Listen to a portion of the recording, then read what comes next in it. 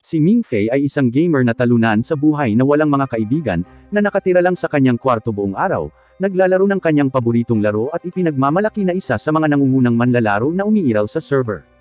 Kasalukuyan siyang naglalaro ng isang laban-laban sa kanyang malapit na kaibigan na nakilala niya sa online, at talagang humahampas sa keyboard habang tumutulo ang pawis niya. Pagkatapos, nanalo si Ming Fei sa laban, at nagpaalam ang kanyang kaibigan sa laro. Ngunit ang kaawa-awang Ming Fei ay malungkot na makitang walang sinuman ang online upang pasiglahin ang kanyang mga pangangailangan sa paglalaro.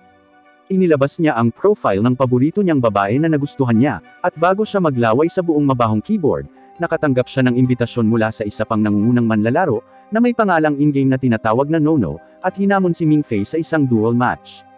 Nang matanggap ang imbitasyon ay agad niyang tinanggap ito at nagsimula na sila ng tunggalian. Nang magsimula ang laban, nabigla si Ming Fei sa kakayahan ng manlalaro dahil ito ay mas mahirap kaysa sa inaasahan niya. Dahil dito, gumagamit si Ming Fei ng hindi kapani-paniwalang bilis ng pulso at mga galaw ng mouse na hindi mo pa nakikita, tumayo mula sa upuan. Ngunit sa sandaling ito, pinadalhan siya ni Nono ng DM, na hinuhulaan ang kanyang susunod na galaw sa real time, at sa sandaling iyon, natalo siya sa tunggalian at nag-freeze ang kanyang katawan sa gulat. Pagkatapos, umupo doon si Ming Fei at nag-iisip kung sino ang player na ito, at kung paano niya nagawang talunin siya ng ganoon. Sa pagsuri sa profile para sa higit pang impormasyon, napagtanto ni Ming Fei na blanko ito, kaya nag-log off siya at huminto sa paglalaro. Nakuha natin ang isang pagbabago ng eksena, at lumabas na ang taong nakatalo sa kanya ay isang batang babae na tinatawag na Chen Motong. Siya ay isang A-rank na Dragon Slayer, na nag-aaral sa Castle College, ngunit ginagamit niya ang palayaw na Nono. Si Nono ay nagmamaneho sa paligid ng lungsod kasama ang ilan sa kanyang mga kaibigan mula sa Castle College, at nalaman nila na ang punong guro ng kolehiyo ay interesado kay Ming Fei, dahil siya ay tila may kakayahang maging isang S-rank na estudyante. Ngunit hindi maintindihan ni Motong kung bakit, na siyang dahilan kung bakit gusto niya itong hamanin sa isang tunggalian, upang makita kung ano ang lahat ng kadahilanan. Naiinis siya dahil nakatanggap si Ming Fei ng scholarship mula sa principal ng Castle College, ngunit sa tingin niya ay hindi siya kabilang sa naturang paaralan, lalo na pagkatapos niyang talunin siya sa isang 1v1 na laban. Ang kanyang mga kaibigan ay nalilito din, at hiniling kay Nono na malaman ang higit patungkol sa kanya, kaya nag-login siya sa Castle College AI system na tinatawag na Eva. Binati ni Eva si Nono, at nagsimula siyang magtanong tungkol sa buhay, mga libangan, at mga personal na interes ni Ming Fei. Nalaman niya na si Ming Fei ay walang mga kaibigan sa paaralan, kaunti o walang presensya sa buhay, at mahilig lamang maglaro ng mga video game. Iniwan din siya ng kanyang mga magulang noong bata pa siya, at ngayon ay nakatira kasama ang kanyang tiyahin at tiyuhin, na kumukot siya sa kanya, buong araw kasama ang kanyang masamang pinsan na nagngangalang Mings.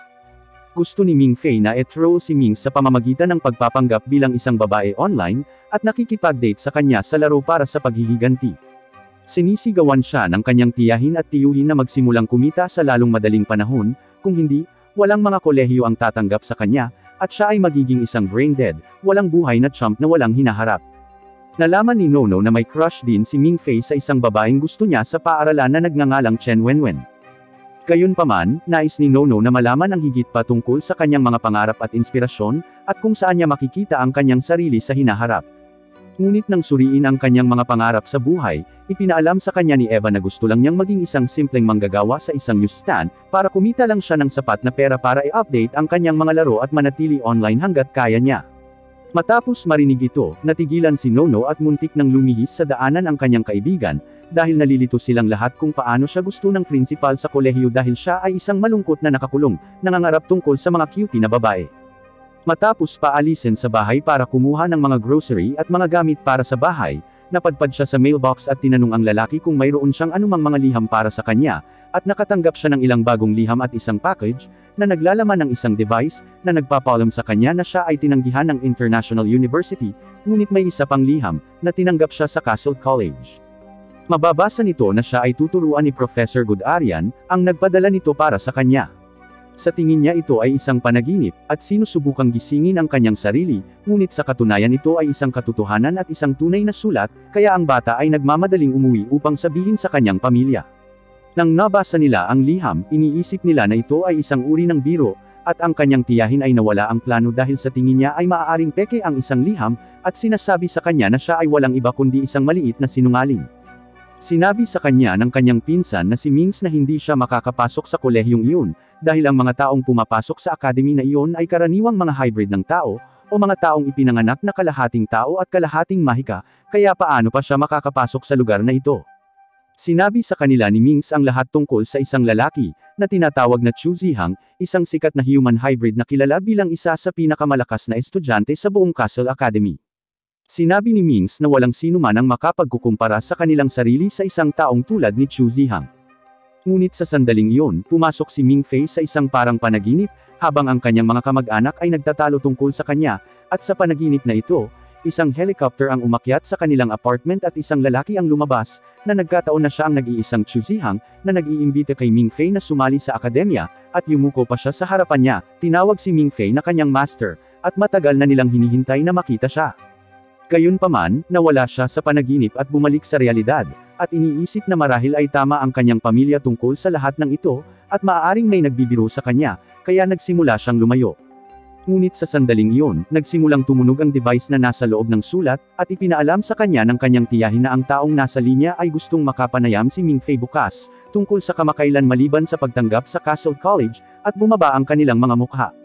Sa paglaon, nakikipag-usap si Ming Fei sa kanyang matalik na kaibigan online, at tila siya lang ang taong nasa sabik na marinig ang tungkol sa balita, at binibigyan siya ng ilang tip kung paano ipapakita ang kanyang sarili sa panayam.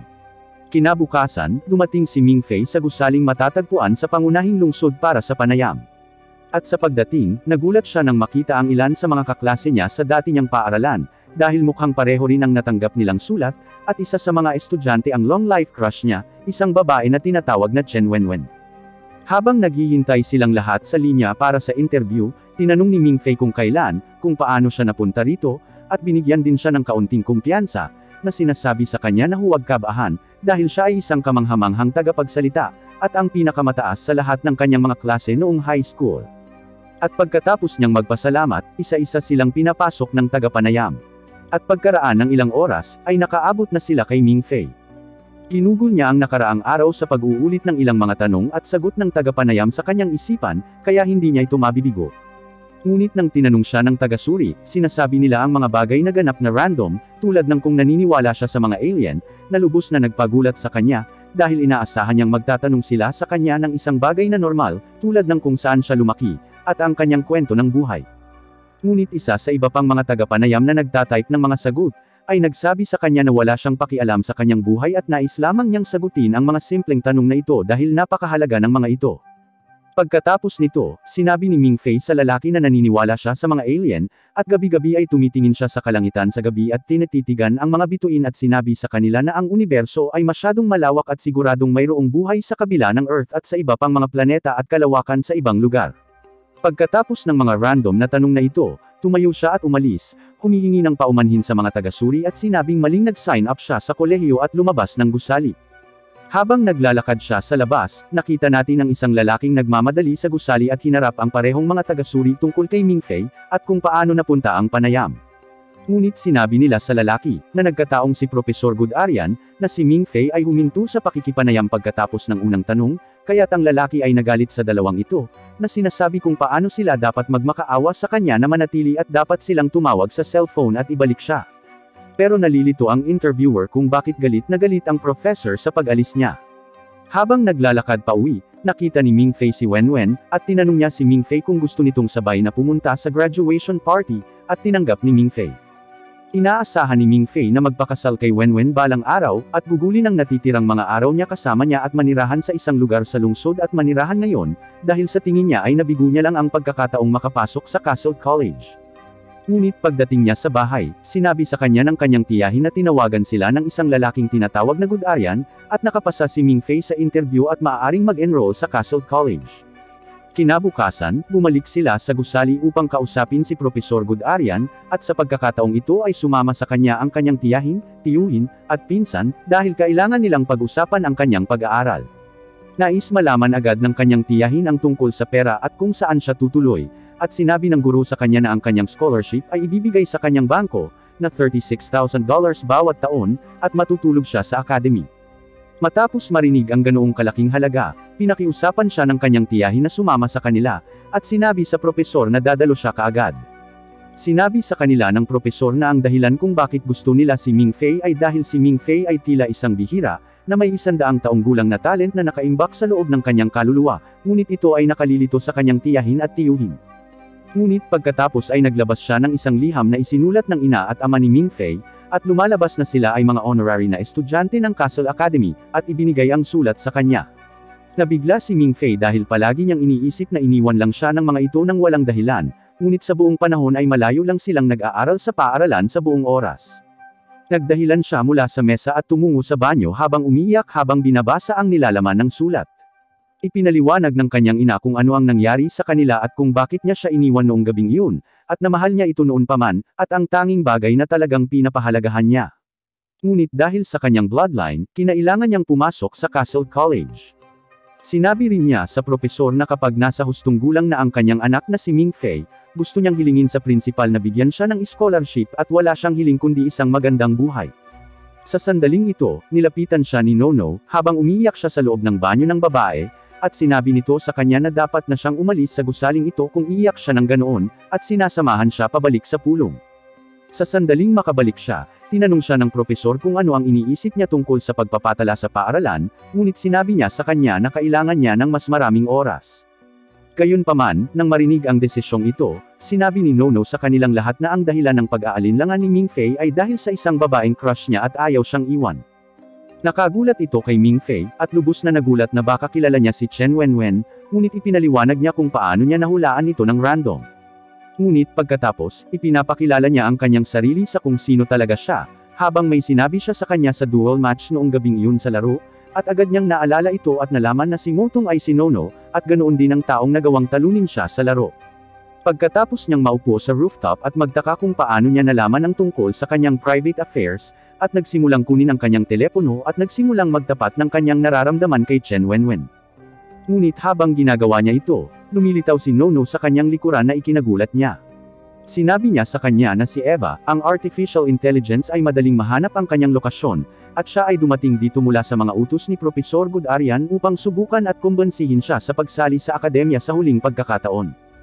Ngunit muling nag-alinlangan si Mingfei dahil sa kanyang crush na si Wenwen, at sinabi kay Nono na mahal niya siya at hindi niya ito maiiwan, hanggang sa masabi niya sa kanya ang kanyang nararamdaman. Gayunpaman, sinabi sa kanya ni Nono na alam niyang hindi siya gusto ni Wenwen, at sisirain niya ang kanyang pagkakataong sumali sa akademya para sa isang taong hindi man lang siya minahal pabalik. Ngunit sa palagay niya ay may pagkakataon pa rin siya, dahil nag-alok itong sumama sa kanya sa party. Pagkatapos, sinubukan ni Nono na ipaliwanag sa kanya ang lahat ng mga dahilan kung bakit siya gumagawa ng mga maling pagpili sa buhay, at pagkatapos ay sinabi na kung hindi siya sasali ngayon, ito ay makakaapekto sa kanya magpakailanman. Kinabukasan, nakipagkita si Mingfei kay Chen Wenwen para sa graduation party para bukas, bumibili ng ilang mga supply para sa party. Ngunit habang nasa labas sila, muli siyang nilapitan ni Nono, pinayuhan siyang umalis kaagad kay Wenwen. Sinabi niya na ang propesor ay aalis ngayong gabi, kaya kailangan niyang gumawa ng kanyang desisyon sa oras na iyon. Gayunpaman, nagplano na si Mingfei na ipagtapat ang kanyang nararamdaman kay Wenwen sa graduation party, kaya tinanggihan niyang muli ang alok nito. Pagkatapos, nakita si Mingfei na nagsasanay sa kanyang pag-amin sa salamin ng medyo matagal kaya handa na siya para bukas.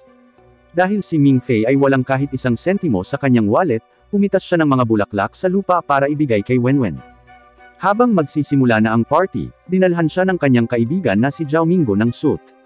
Pagkatapos magsuot ng suit, tumungo siya sa pangunahing entablado para sa graduation at binati ang dalawa pang estudyante na nakasuot din ng mga suit dahil inupahan sila ni Zhao Minggo. Pagkatapos, pinaplano ni Mingfei ang kanyang susunod na hakbang at nagpas siyang magtungo sa entablado dala ang mga bulaklak upang ipagtapat ang kanyang pagmamahal. Gayunpaman, nang malapit na siyang magsalita, lumabas si Zhao Minggo na may hawak na mga bulaklak, at nagtapat kay Chen Wenwen. Sa lahat ng oras na ito, pinaglalaroan siya ni Zhao Minggo, at ang mas masahol pa ay si Chen Wenwen ang kasama rito, at ipinahayag din niya ang kanyang damdamin kay Zhao Minggo sa harap ni Mingfei, at doon sila nagsimulang mag-date. Si Mingfei ay nakatayo sa ganap na katahimikan na naramdaman ang pagtataksil ng kanyang malapit na kaibigan at lubos na nadurog ang puso. Habang si Mingfei ay nakakaramdam ng matinding kalungkutan at pagtanggi, biglang lumitaw si Nono sa pinakamagagandang damit na ikinagulat ng kanyang mga kaklase, habang matikas itong naglalakad pababa sa hagdan ng graduation ceremony. Nilapitan ni Nono si Mingfei kasama ang kanyang mga subordinate at ipinalakpak ang kanyang mga kamay para senyoson ang mga babae na magpalit ng kanyang damit.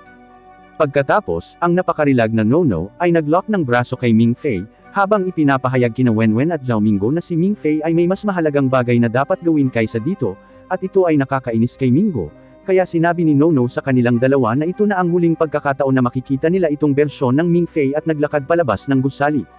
Sinabi sa kanya ni Nono na okay lang na lingunin siya sa huling pagkakataon, ngunit tumanggi si Mingfei at hindi lumingon na parang alpha chad. Pagkaalis nila, medyo matagal silang nagmamaneho hanggang sa mawala ng gasolina ang kanilang sasakyan. Huminto sila sa isang lugar para hintayin na mag-refuel ang tangke, ngunit dito sinabi ni Nono kay Mingfei, na hindi niya maaaring biguin ang principal o propesor sa hindi pagkuha kay Mingfei na sumali sa Castle Academy. Ngunit nagpapasalamat si Mingfei kay Nono sa hindi pagsuko sa kanya at muling nag-isip, at gustong sumali sa Castle College. Kaya't ipinaalam ni Nono kay Eva ang tungkol sa kanyang desisyon, at pagkatapos na batiin ni Eva si Mingfei sa unang pagkakataon at ibigay sa kanya ang lahat ng kanyang kasalukuyang estatistika, na tinawag siyang isang S-rank na estudyante, kasama ang isang student ID code at lahat ng impormasyon tungkol sa kolehiyo. Noon lang ay kinoronahan siya ni Nono, pinangalanan siyang hari ng kolehiyo kahit wala pa siyang ginagawa, kaya na-overwhelm siya sa balitang ito. Sinabi niya sa kanya na ang mga tao ay nakoronahan bago siya, tulad ng kanyang mga magulang. Gayunpaman, ang mga tao ay papatay para sa korona at mamamatay pa nga para dito. Gayunpaman, siya ay nagpasakop sa kanya at sinabi sa kanya na siya ay magiging kanyang personal na subordinate, at gagabay sa kanya ng kaalaman na natutunan niya sa mga taon ng pag-aaral sa loob ng kolehiyo, kaya malugod niya itong tinanggap bilang isang kaibigan. Ini-save ni Eva ang lahat ng impormasyon ni Mingfei sa system para magamit niya, at inaabisuhan ito ang lahat ng iba pang estudyante na pumapasok sa Castle College. Pagkalipas ng ilang araw, nakita natin si Mingfei sa airport kung saan tinanong niya ang opisyal tungkol sa linya ng CC na dapat niyang kunin para makarating sa kolehiyo, ngunit sinabi ng opisyal na walang ganoong linya, at hindi siya nag-e-entertain ng mga pulubi. Tinitingnan ni Mingfei ang kanyang sarili at ang kanyang $20, at sinabing hindi siya pulubi, ngunit pagkatapos ay lumingon-lingon sa paligid upang makita ang isang grupo ng iba pang mga pulubi na eksaktong kamukha niya, na may lahat ng ragtag na bagahe sa kanilang likod. Sinabihan siya ng opisyal na pumunta sa embahada ng China, at humingi ng tirahan at pagkain doon at pagkatapos ay lumayo na iniwan siyang lalo pang nakaramdam na parang niloko. Nagpasya siyang pumunta sa McDonald's para kumuha ng burger, ngunit tinanggihan ng serbisyo dahil hindi rin sila nagsisilbi sa mga pulubi. Noon pa lang, nakilala niya ang isang batang lalaki na may kulay pilak na buhok na nagngangalang Finger, at sigurado akong gustong makilala siya ng mga babae sa mga komento, ngunit lumalabas na naghihirap din siya, pati na rin nang hingi siya ng pera kay Mingfei para makabili ng soda. Tumingin siya sa kanyang mga kamay at napansin ang Castle College card sa kanyang kamay, at tinanong siya kung siya ay isang mag-aaral doon, at siya mismo ay naglabas ng katulad na card. Sinabi niya na siya ay kanyang senior at pagkatapos ay kinukuha ang kanyang pera para lamang dito. Nang maglaon ng gabing iyon, pareho silang nakaupo, at ipinahayag ni Finger na siya ay nasa kanyang ika-8 taon, at karaniwang isang mag-aaral na dapat ay nagtapos na sa loob ng 4 o 5 taon, ngunit kinailangan niyang ulitin ang isang grado ng 4 na beses na magkakasunod dahil siya ay napakahusay. Umupo silang dalawa sa metro station at naghihintay sa linya ng CC na sasakyan nila para makarating sa kolehiyo. Ipinaliwanag ni Finger na ang kolehiyo ay nakatago sa isang lambak, at ang pinakamadaling paraan upang makarating dito ay sa pamamagitan ng linya ng CC maliban kung nagmamay-ari ka ng pribadong jet at may pahintulot mula sa headmaster. Naghihintay sila hanggang hating gabi bago sila makatulog, at nanaginip si Mingfei kung saan nasumpungan niya ang kanyang sarili sa isang digmaan kasama ang mga taong tumatakbong nakasuot ng robe, at pagkatapos ay nagising siya upang makita ang isang malaking buwan sa labas ng bintana ng istasyon, at isang batang lalaki ang nakaupo sa tabi niya sa sahig. Tinitingnan siya ng bata at kinakausap siya na parang kilala niya kung sino si Mingfei, at tinawag siyang kapatid ngunit nagising muli si Mingfei at nalaman niyang nanaginip lang siya. Sa sandaling iyon, nagising din si Finger at sinabing narito na ang linya ng CC, at pareho nilang narinig ang isang lalaki na naglalakad patungo sa kanila na may hawak na bell. Inanunsyo ng lalaki na narito na ang CC-1000 Express Train, at lahat ng mga estudyante ay dapat sumakay dito kasama ang kanilang mga bagahe at mga tiket. Lumapit si Finger sa kanya at sinabi sa kanya ng lalaki na hindi niya inaasahan na makikita niya ang kanyang mukha ng kabiguan doon, at sinabi ni Finger na muli siyang na-demote at nakagawa na siya ng record ng magkakasunod na demotions, kaya bumaba siya mula sa grado sa isang F grade pagkatapos nito. Lumapit din si Mingfei sa konduktor at sinabi sa kanya na siya ay isang bagong estudyante na nagngangalang Mingfei. Nang marinig ang kanyang pangalan, ang konduktor ay nagsimulang matakot at nagtanong kung siya ba talaga ang bagong mag-aaral sa grade S, at nagtanong kung bakit hindi pa dumating ang propesor sa kanyang eroplano para sunduin siya. Nang marinig ito, nabigla rin si Finger at nagtanong kung totoo ba ang lahat, at pagkatapos ay si Mingfei mismo ay nabigla dahil ayaw niyang madama na iniwan siya. Dahil doon, nag-check-in siya at umilaw ang buong airport at bumukas ang underground passageway para sa kanya, at dumating ang CC-1000 Express train kasama si Professor Gudarian na lumabas dito. Sumakay silang lahat sa tren habang nagpapalit ng uniforme ang mga estudyante, at hiniling ng propesor kay Mingfei na pumirma sa isang NDA, bilang nakaugalian niya para sa lahat ng estudyante ng kolehiyo, dahil nag-aaral sila ng ilang espesyal na asignatura dito na hindi itinuturo saan man sa mundo. Pagkatapos nito, ipinaliwanag ng propesor na nag-aaral sila tungkol sa mga dragon, at tinanong si Mingfei tungkol sa kanyang opinyon sa kanila. Sinabi niya na sila ay mga maalamat na nilalang na bahagi ng iba't ibang mga alamat at kwento. Ngunit sinabi ng propesor na sila ay totoo, at ang mga tao at mga dragon ay nasa digmaan ng napakatagal na panahon. Pero hindi alam ng mga normal na tao, kaya dito sa Castle College ay nag-aaral sila ng mga paraan para makapatay ng mga dragon at makabuo ng mga bayani na makakatulong sa sangkatauhan. Pagkatapos marinig siya, sinabi ni Mingfei na marahil ang propesor ay nangangailangan ng isang mental na doktor sa halip na isang dragon slayer. Ngunit pagkatapos, bigla siyang nawalan ng malay at nanaginip tungkol sa kaparehong batang lalaki na nagsabi sa kanya na totoo ang mga dragon, at ipinakita sa kanya ang isang eksena na may isang tunay na dragon sa tuktok ng isang yelo na natatakpan ng buo, at ipinaliwanag na matagal na ang nakalipas, pinatay ng isang tao ang Dragon King noong trono nito at siya ang naging unang tao na emperador.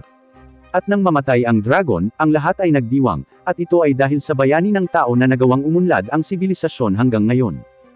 Dahil doon, nawala siya at bumalik sa kamalayan si Mingfei. Nagising siya at sinabi sa propesor na baka baliw siya, ngunit pinapasok ng propesor ang isa sa kanyang mga kasamahan na may dalang 2 kahon. Sinabi ng lalaki na sa kanyang 40 taon ng career life, si Mingfei ang pangalawang S-grader na nakita niya, at nakalulungkot na ang una ay ipinasundo na ang kanyang sarili sa kabilang buhay sa truck con. Pagkatapos nito, binuksan nila ang unang kahon at ipinakita sa kanya ang isang dragon scale, at hiniling sa kanya na subukang barilin ito gamit ang isang baril. Sinabi ni Mingfei na mayroon siyang karanasan sa mga baril, salamat sa kanyang pagsasanay sa militar, at kinuha niya ito, ngunit ang bala ay tumalbog na nagpapakita ng tibay ng kaliskis. Sinabi ni Mingfei na maaaring ito ay isang advanced tech, at pagkatapos ay tumingin sa kabilang kahon, na nagpapakita ng isang sanggol na dragon sa loob ng isang capsule na natutulog. Sinabi sa kanya ng propesor ang kwento sa likod nito, ngunit naisip ni Mingfei na isa lamang itong action figure at sinabihan silang mag-mature na. Tinitigan niyang mabuti ang dragon at bigla itong nagising at sinubukang kumawala, ngunit salamat sa bagong case ng nanotech, nakatulog ulit ito nang hindi nakatakas. Sinabi ng propesor na malamang na tumugon ito sa malakas na genetika ni Mingfei, at sa tingin niya ay ninuno niya siya. Pagkatapos nito, dumating silang lahat sa kolehiyo at pumasok si Mingfei kasama ang propesor. Habang naglalakad, tinanong niya ang propesor kung bakit wala silang nakitang mga estudyante doon, at nagsimulang magtaka rin ang propesor. Sa sandaling iyon, nagsimulang tumunog ang mga sirena ng hangin, at napagtanto ng propesor na ang mga bagay ay malapit ng mabaliw, at kinuha niya si Mingfei, at nagsimulang tumakbo palayo upang magtago sa likod ng isang haligi. Biglang maraming kabataan ang lumabas mula sa lahat ng panig na nakasuot ng pula at itim na terno. Nagbabarilan ang dalawang grupo at naging war zone ang buong lugar. Natamaan din ang propesor at bumabagsak siya ng maaga. Ang nakakabaliw na digmaan na ito ay nagpapatuloy hanggang sa isang babae na lamang at ang mga pinuno ang natitira sa magkabilang grupo. Ang mga pinuno ay lumabas sa gitna at magkaharap, na inihayag ang kanilang sarili bilang pinuno ng Student Union, si Caesar at ang presidente ng Lion Art Society, si Zihang. Pareho silang nagsimulang maglaban sa isa't isa tulad ng mga OP protagonist mula sa isang fighting anime, at ginagawang tulad ni Mingfei ang NPC kung ihahambing. Habang pareho silang abala sa pagpatay sa isa't isa, ang dalawang babae ay nakaharap kay Mingfei sa gitna, at ang babaeng red team ay si Nono. Tinutukan siya ng baril ni Nono at sinabihan siyang bumaba at binaril ang batang babae sa likuran niya, ngunit siya ang unang natamaan, at mukhang nanalo ang itim na koponan. Ngunit pagkatapos ay pumasok si Mingfei sa Ultra Instinct sa pamamagitan ng pagbibigay ng kanyang katawan sa batang lalaki na lumilitaw sa kanyang mga panaginip, at nagawa niyang barilin ang babae pati na rin ang dalawang pinuno na parang boss. Pagkatapos noon, umupo si Mingfei sa tabi ng haligi at nakontrol muli ang kanyang katawan, at biglang dumating ang napakalaking grupo ng mga nurse at medics sa eksena at nagsimulang gamutin ang lahat. Sa tabi nila, pumasok din ang isang kalbo na nakasuot ng itim na suit at nagreklamo tungkol sa pag-aaksaya ng pera na ginawa ng mga estudyante sa kaganapang ito. Sa sandaling iyon, nagising din ang propesor at ipinaliwanag na gumagamit sila ng anesthetic na mga bala ng pintura para markahan ang kanilang target, at pinapatulog sila ng hindi talaga sila napipinsala, at ang araw na ito ay isang libreng araw sa kolehiyo, at nagpa siya ang mga mag-aaral na maglaro ng isang magastos na laro ng paintball shooting para makita kung sino ang mas magaling. Pagkatapos nito, bumalik siya sa tulog dahil sa pagsabog ng isa pang bala sa kanyang dibdib habang ipinapaliwanag ang function nito kay Ming-Fei. Ang kalbo pala ay si Professor Man na namamahala sa pananalapi at disiplina sa kolehiyo. Tinawagan niya ang prinsipal para magreklamo tungkol sa gulo na ginawa ng mga estudyanteng ito sa kanyang kolehiyo, ngunit sinabi ng prinsipal na karapatan nila ito, at babayaran ng kolehiyo ang 200,000 mahigit na dolyar sa gastos sa pagkukumpuni, at nagsisisi siyang hindi siya nakasama sa kanila ngayong taon, at titiyakin na makakasama sila sa libreng araw sa susunod na pagkakataon. Matapos makakuha ng cheers mula sa lahat ng mag-aaral, tinanong niya kung naroon si Ming-Fei at sinabihan siyang sumali sa kanyang klase at nagpaalam. Nang tapos na ang tawag, sinabihan siya ni Profesor Man na pumunta sa kanyang dorm maliban na lang kung gusto niyang mamatay habang napapansin niya ang paninibugho na uhaw sa dugo ng mga titig ng bawat estudyanteng naroroon. Maya-maya, nakarating si Ming-Fei sa kanyang dorm at ito pala ay isang malaking kwarto para sa 2 tao. Ang kanyang kasama sa kwarto ay walang iba kundi si Senior Finger, at nag-aalok siya na ilabas siya at ipakita sa kanya ang buong kolehiyo sa kanyang unang araw. Dinala niya siya sa iba't ibang gusali sa loob ng kolehiyo, at ipinaliwanag na sa bakuran ng kolehiyo, walang sinuman ang maaaring gumamit ng spirit language, salamat sa tatay ni Profesor Man na nakatira sa watchtower, at ginagamit ang kanyang mga kapangyarihan upang maglagay ng barrier sa paligid ng kolehiyo. Pagkatapos ay dinala niya siya sa nag-iisang silid-aralan kung saan magagamit ng mga tao ang spirit language, na para sa mga layunin ng pagtuturo, at ipinaliwanag na ito ay isang uri ng kapangyarihan na nagmumula sa resonating dragon language na may dragon bloodline. Sa madaling salita, kailangan mong magkaroon ng dugo ng isang mage at dapat malaman ang mahiwagang pagkakataon o kung hindi, ikaw ay matatawag na walang kakayahan. Habang naglalakad, nakasalubong nila ang iba't ibang estudyante na nagsasanay ng kanilang spirit language, at ang isa sa kanila ay aksidenteng nawalan ng kontrol sa kanyang water spirit, ngunit isa pang estudyante ang nag-freeze nito at nailigtas ang lahat. Samantala, sa isang lugar sa isang airship, ang prinsipal ay nakikipag-inuman kasama ang kanyang kaibigan, si Manson, nagtanong sa kanya tungkol sa mga mag-aaral sa panahon ng The Last Dragon King.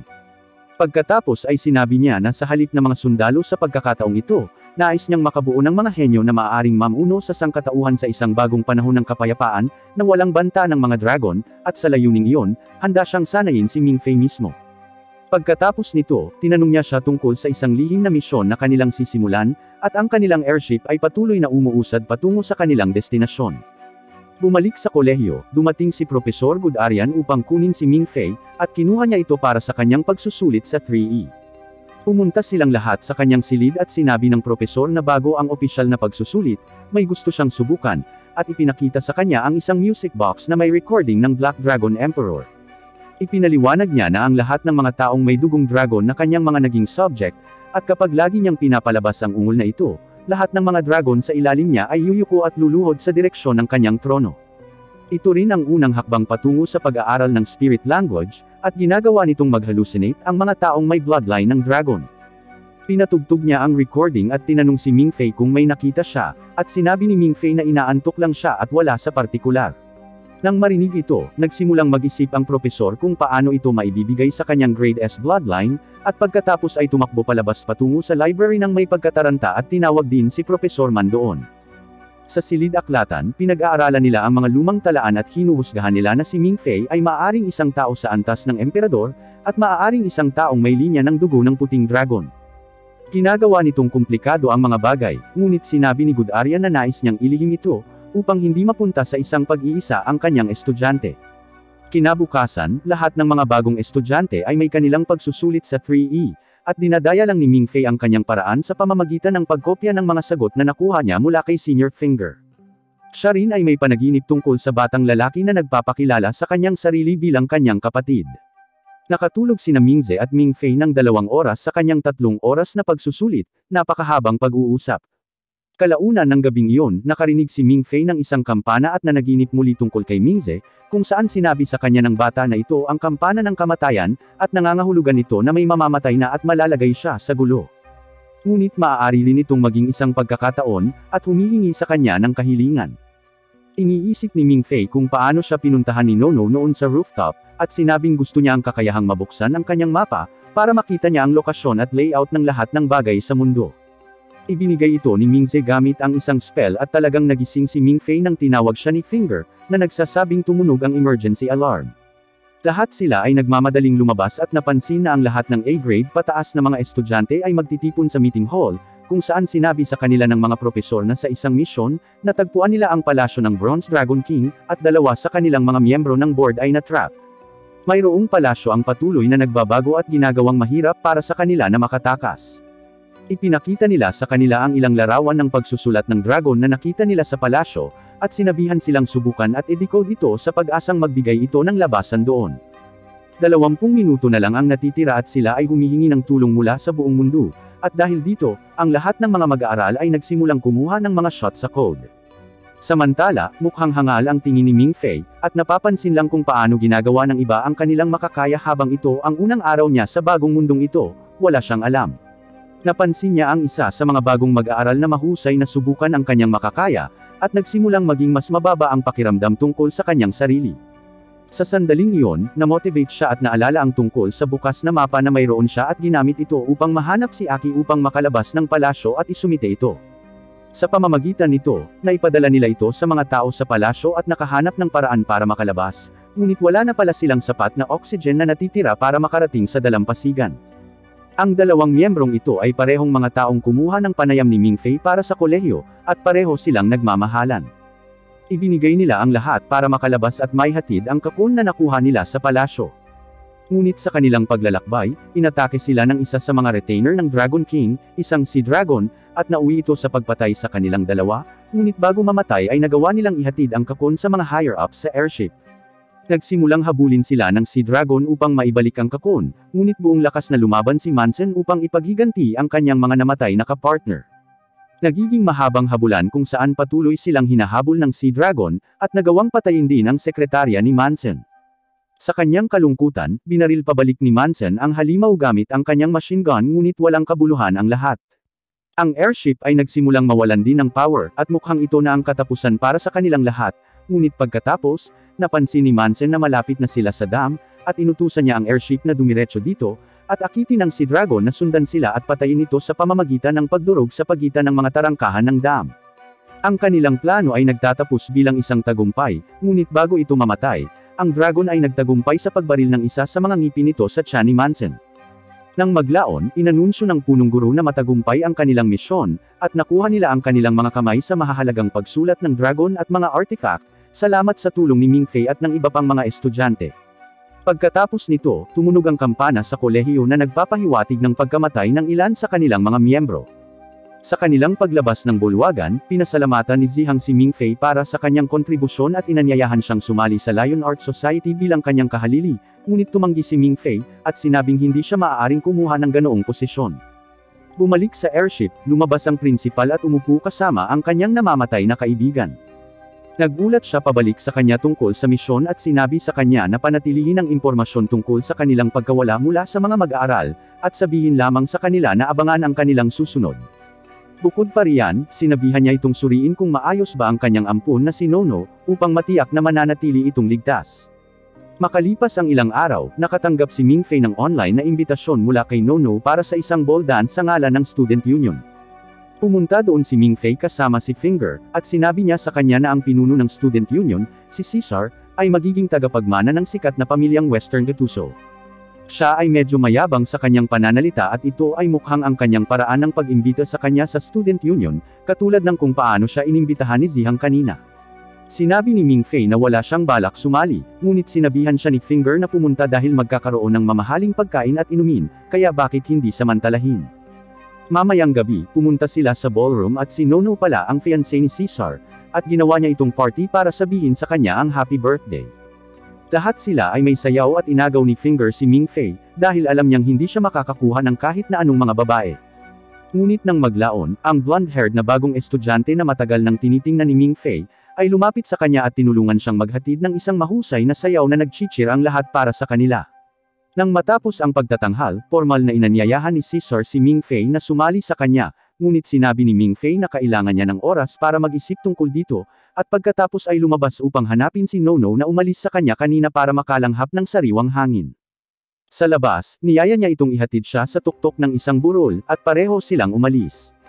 Samantala, ang kolehiyo ay napupunta sa mataas na alerto sa seguridad, habang 13 nanghihimasok ang pumasok sa pasilidad, at mukhang hinahabol nila ang kakon na nakuha nila mula sa Dragon King's Palace.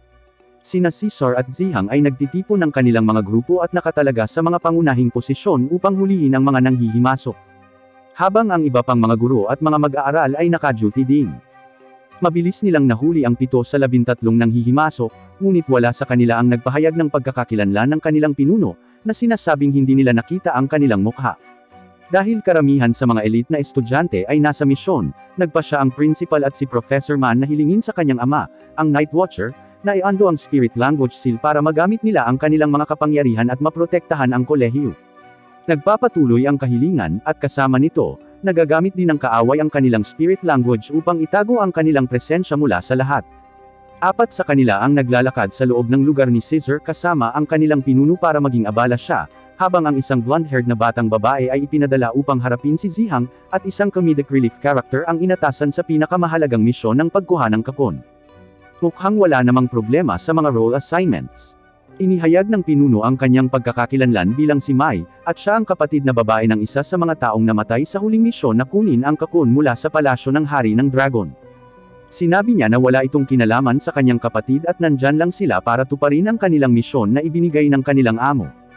Ginagamit ni Caesar ang kanyang spirit language na tinatawag na Scythe, na nagbibigay daan sa kanya na makadetect at makareact kahit sa pinakamaliit na paggalaw sa isang lugar sa paligid niya. Sa kakayahang ito, nagawa niyang mapababa ang kanilang mga bilang, at sa huli, tanging sina Caesar at Mai na lang ang natitira upang makaharap ang isa't isa.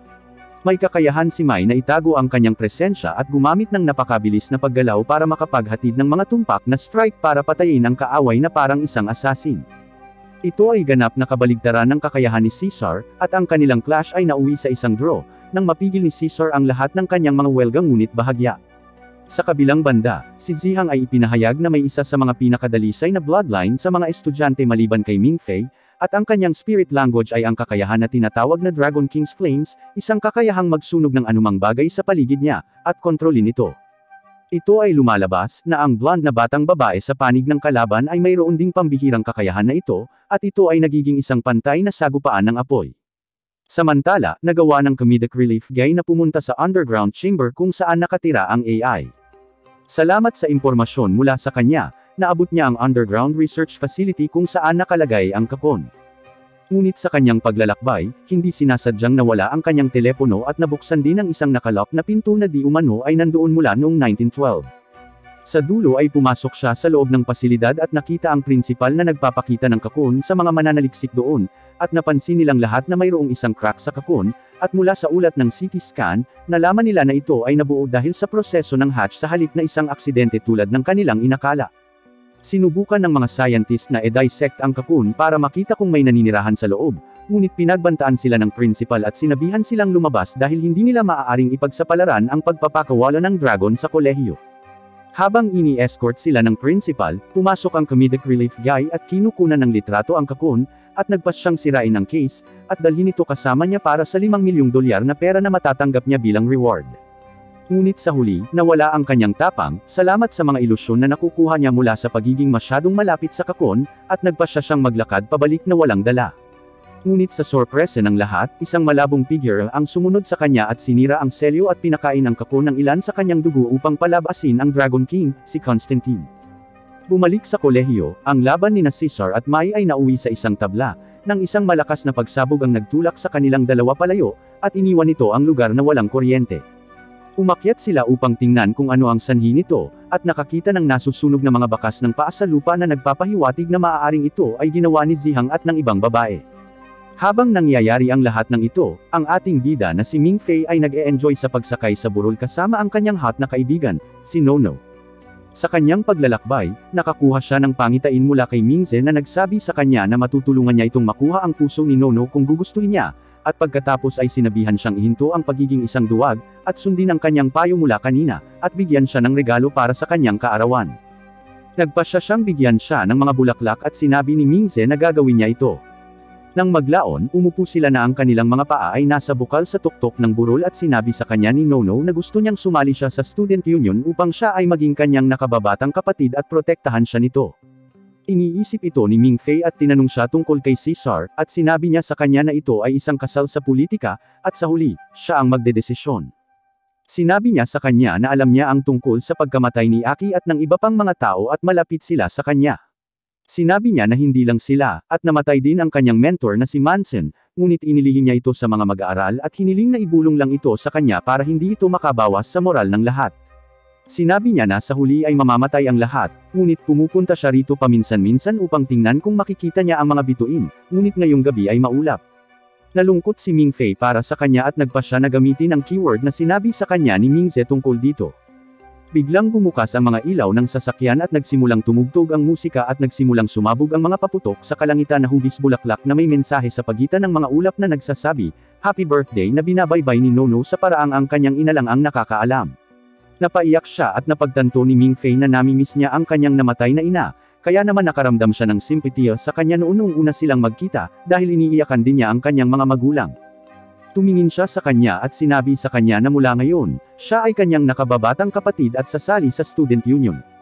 Pagkatapos nito, pareho silang bumalik sa kotse at nagsimulang magmaneho pababa sa kolehiyo, at si Nono sa wakas ay nakakuha ng ilang mga senyales at natanggap ang mensahe ni Caesar, na nagsasabi sa kanya na ang kolehiyo ay inaatake. Nagsimulang magpanik si Mingfei tungkol dito, ngunit sinabi sa kanya ni Nono na siguradong maayos ang kolehiyo, at malamang sa oras na makabalik sila, matatapos na ang laban.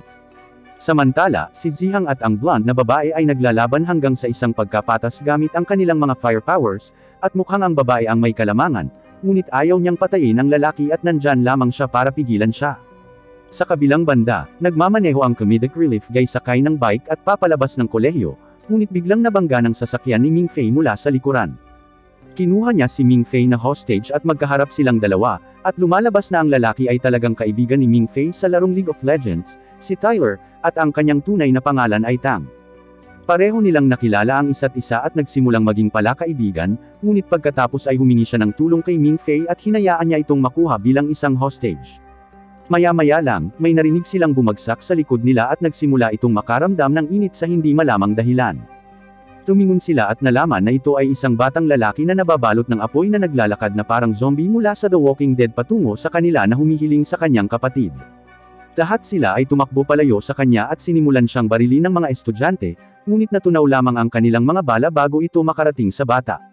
Ipinahiwatig ng mga propesor na ang batang lalaki ay talagang isang Dragon King, na napisa mula sa kakon, at siya ang dragon na hari ng apoy at tansu na maaaring manipulahin ang apoy at tansu sa paligid niya, na ginagawang walang silbi ang mga bala. Ang bata ay patuloy na naglalakad habang hinahanap ang kanyang kapatid, at si Mingfei at ang iba pa ay nagtatago sa likod ng isang haligi at kalaunan ay nakipagkita kay Caesar, Mai, at Finger.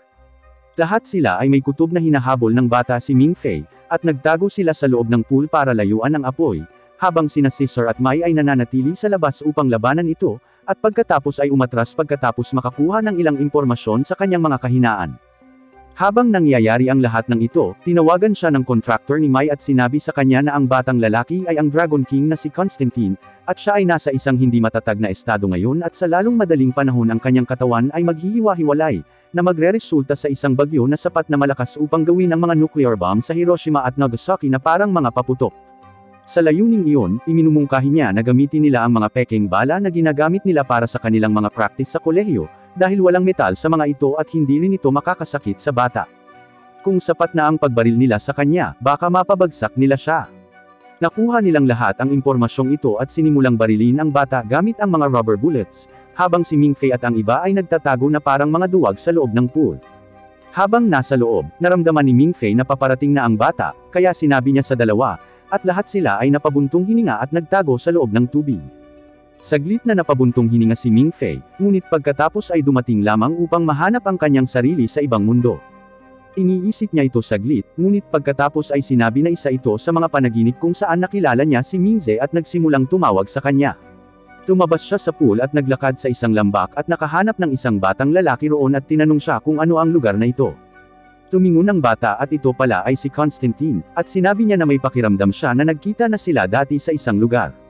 Sinimulan siyang singgutin ni Constantine na parang baliw, at sa sandaling iyon, dumating si Mingze at pinalayas siya, at sinabihan siyang humanap ng ibang tatawaging kapatid. Sa sandaling iyon, nagising si Mingfei at nalaman na nandoon talaga si Constantine, at wala na si Finger at Tang sa pool. Hindi nagtagal, pumasok ang principal at sinabihan si Mingfei na sumama sa kanya.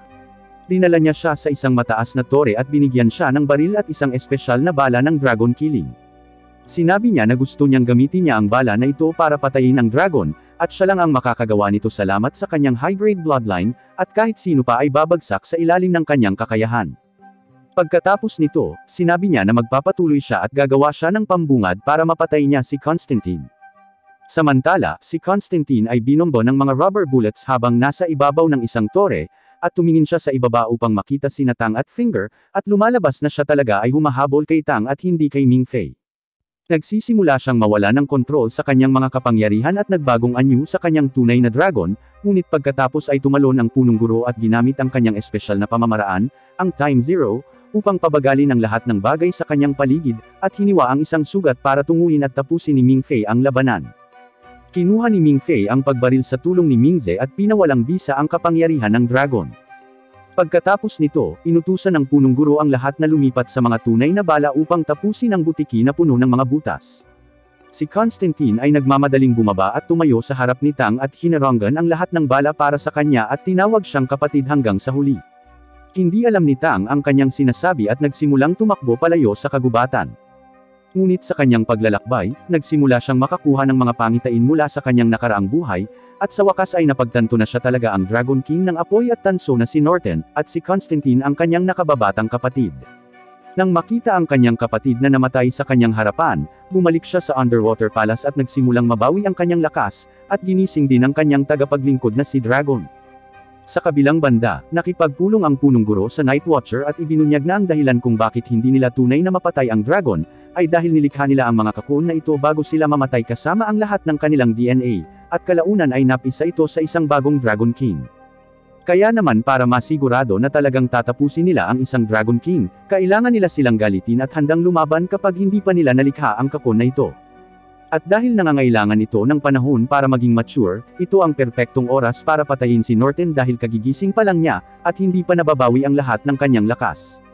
Sa pag-iisip na iyon, plano nila ang pag-atake sa palasyo para patayin siya at bumuo ng isang pangkat na binubuo ni Caesar, Nono, Mingfei at ang bagong blonde na estudyante mula kanina. Sa una, ganap na tutol si Mingfei, ngunit sa ilang paghihikayat mula kay Nono at sa iba pa, sa wakas ay tinanggap niya ang misyon at nagsimulang magsanay kasama ang lahat upang matiyak na handa na siya. Pagkatapos ng kanyang mini-training arc, sumakay siya sa airship at pumunta silang lahat sa Dragon King's Palace, at si Nono at Mingfei ay napili na bumaba at galugarin ang lugar at kumpirmahin ang presensya ng Dragon King, dahil siya ay dapat na hibernate dahil sa kanyang immature awakening. Bumaba silang dalawa at tinatahak ang landas gaya ng ginawa noon ni Aki at ng kanyang partner na si Yu. Sa kalaunan ay narating nila ang silid ng hari ng dragon at hinanap ang lugar, at sa ilang mga psikolohikal na pamamaraan, nagtagumpay upang kumpirmahin na ang lugar ay tunay ngang silid ng hari ng dragon kung saan siya dating nakatira kasama ang kanyang nakababatang kapatid na lalaki, si Constantine. Pagkatapos nito, kumuha sila ng ilang bagay upang magsaliksik at bumalik sa ibabaw. Ngunit habang ginagawa ito, ang lungsod ay nagsimulang lumipat tulad ng kung paano ito nangyari noong panahon ni Aki at Yu, at ito ay nagiging isang karera laban sa oras at mga bitag upang makalabas. Sa kanilang paglalakbay, nakita nila ang bangkay ni Yu na may hawak na isang napakalaking libro at kinuha nila ito, at kalaunan ay lumabas pagkatapos na masira ang mga gamit panglangoy ni Mingfei. Ibinigay sa kanya ni Nono ang kanyang gamit at sinabing kaya na niyang umakyat ng mag-isa at pareho silang nagsimulang lumangoy. Samantala, ang airship ay inatake ng Sea Dragon at sinisira nito ang isa sa mga makina. Kinuha ni Caesar ang kontrol at inutusan silang tumakbo palayo dito, ngunit patuloy silang hinahabol ng Sea Dragon at inakay sila patungo sa isang bangin kung saan nakatayo si Norton sa ibabaw nito. Si Norton ay tumalon pababa at sumakay sa Sea Dragon at pagkatapos ay ginamit ang kanyang kapangyarihan upang pagsamahin ito at maging isang napakalaking Pokemon. Tawagin natin siyang Tangmon. Sinimulan ni Tangmo na habulin ang airship upang ibagsak sila, at nagpasya si Caesar na lumaban sa halip nang malaman niyang naroon din si Zihang, salamat sa kanyang kakayahan na sight. Gumawa siya ng plano na gambolain si Tangmon sa one-on-one, at pagkatapos ay patamaan siya ng malakas na pag-atake mula kay Zihang. Kapag ang kanilang mga kakayahan ay nagbanggaan, ito ay magdudulot ng isang napakalaking pagsabog, na magpapabulag sa sinumang tumitingin dito. Ngunit sa puntong iyon, maglulunsad sila ng isang espesyal na missile sa tunay na katawan ni Norton at sisirain siya. Pagkatapos nito, naghagis sila ng rescue pod para kay Mingfei at Nono at sinimulan nilang labanan ang Pokemon sa harap nila. Naglagay si Caesar ng blindfold at pinaandar ang kanyang kakayahan para tumutok sa dragon. Pinalihis ni Tangmon ang lahat ng bala tulad ng ilang Chinese OP character, ngunit lahat ito ay ayon sa plano ni Caesar at kalaunan ay inilabas niya ang kanyang teknik upang ipakita si Zihang na umaatake kay Norton mula sa itaas gamit ang kanyang King Flames. Tumugon si Norton sa pamamagitan ng pagpapaputok ng isang katulad na pag-atake, at hinulaang ang pagsabog ay bumubulag sa kanilang lahat maliban kay Caesar na naka-blindfold at inutusan niya ang blonde na batang babae na ilunsad ang missile sa kanyang utos.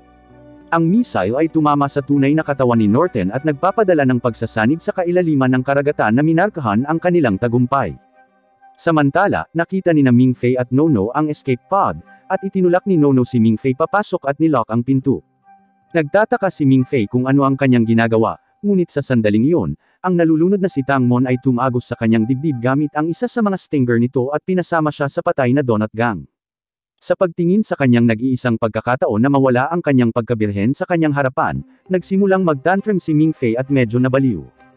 Dahil dito, nakapasok siya sa inner realm kung saan nakita niya si Mingze, na nag-aalok na tulungan siyang talunin ang Dragon King at iligtas ang kanyang potensyal na asawa. Naging interesado si Mingfei sa kanyang mga salita ngunit talagang galit siya sa kanyang sarili, dahil sa pagiging walang kwentang bahagi ng kabiguan na ito. Palagi niyang hinahayaan ang iba na iligtas siya at wala siyang magagawa para tulungan ang iba pabalik. Ngunit pagkatapos ay sa tulong mula kay Mingze, ginamit niya ang pinakamalakas na teknik sa kasaysayan para manalo, ang Talk no Jutsu. Ginagamit niya ang sikat na Talk no Jutsu sa kanyang sarili at nalulunasan ang kanyang depresyon, isang bagay na hindi pa nalulunasan ng sinuman sa inyo na nanunood.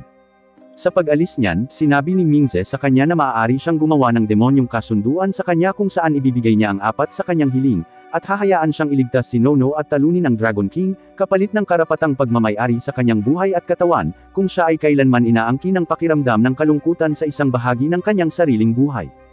Tinanggap ni Mingfei ang mga tuntunin at ginagamit ni Mingze ang kanyang kapangyarihan para bigyan siya ng maraming malakas na kakayahan, tulad ng paggamit ng lahat ng uri ng spirit language at ilang stat boost.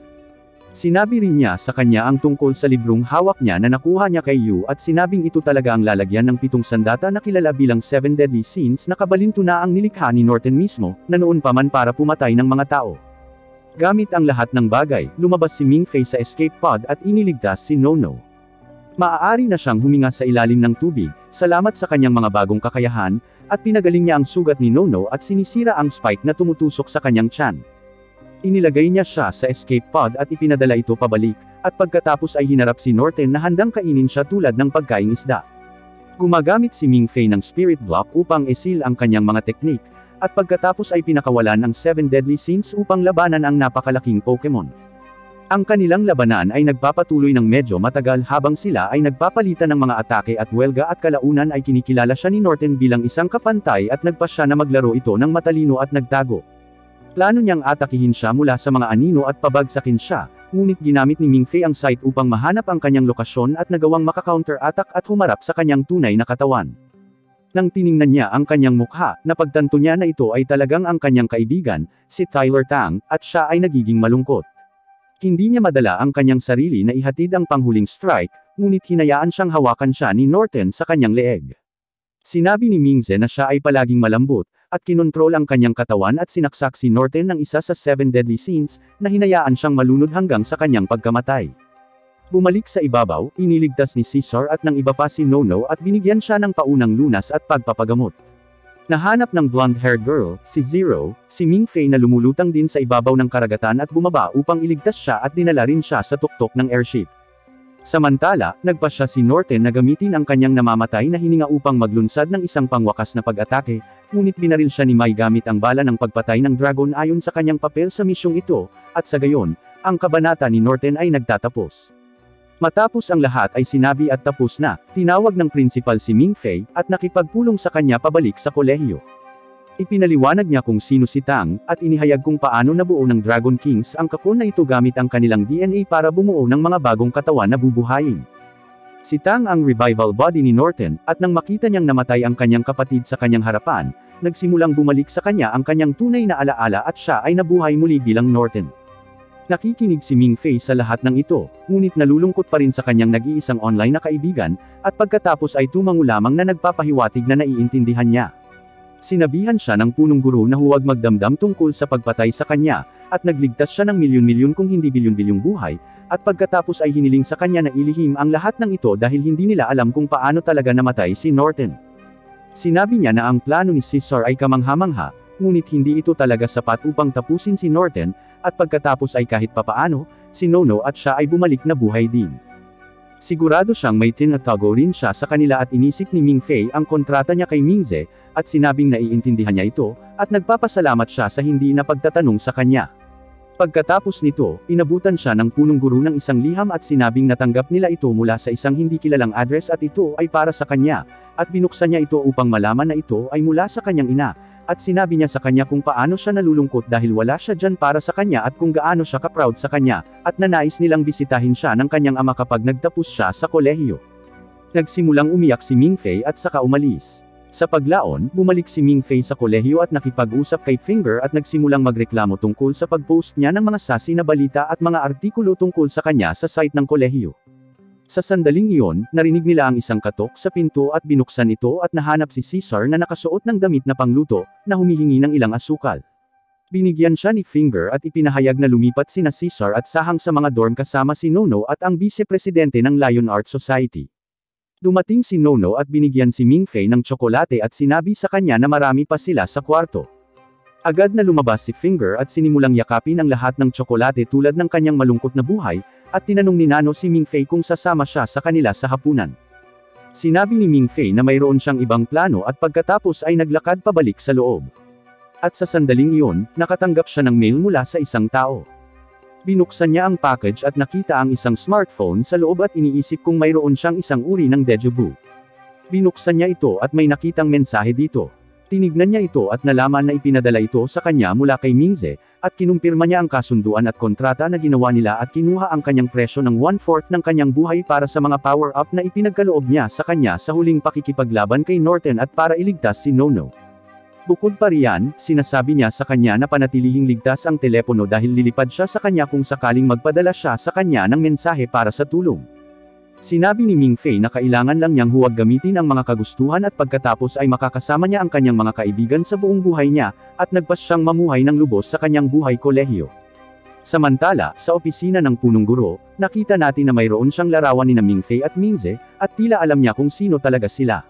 Salamat sa panunood. Kung nagustuhan mo ito at gusto mong makakita ng higit pa, mangyaring tiyaking mag-drop ng like at mag-subscribe sa channel na naka-on ang mga notification, para hindi ka makaligtaan ng isang video sa hinaharap, at hanggang sa susunod na pagkakataon guys, mag-ingat.